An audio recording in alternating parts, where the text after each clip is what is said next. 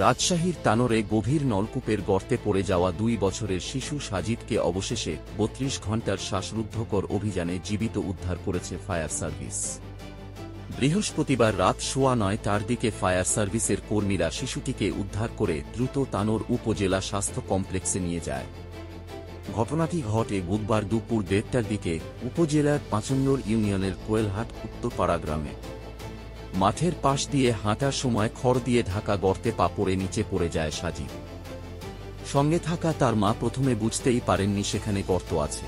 স্থানীয়দের চেষ্টায় গর্তের ভেতর কিছু মাটি পড়ে যাওয়ায় উদ্ধার কার্যক্রম আরও কঠিন হয়ে যায়।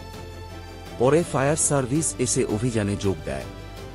ফায়ার সার্ভিসের সহকারী পরিচালক জানান, গর্তে পড়ার খবর পেয়ে তারা বেলা ২:৩০টায় ঘটনাস্থলে পৌঁছান এবং দ্রুত অভিযান শুরু করেন। Operation director lieutenant colonel Tajul Islam বলেন, গর্তটি প্রায় ১০০ ফুট গভীর। ৪৫ ফুট পর্যন্ত তল্লাশি চালিয়েও শিশুটিকে না পাওয়ায় অভিযান আরও বিস্তৃত করা হয়। দীর্ঘ টানা প্রচেষ্টার পর অবশেষে জীবিত উদ্ধার হওয়ায় স্বস্তি ফিরে পেয়েছে শিশুর পরিবার ও স্থানীয়রা। এরকম আরও আপডেট পেতে আমাদের চ্যানেলটি সাবস্ক্রাইব করুন।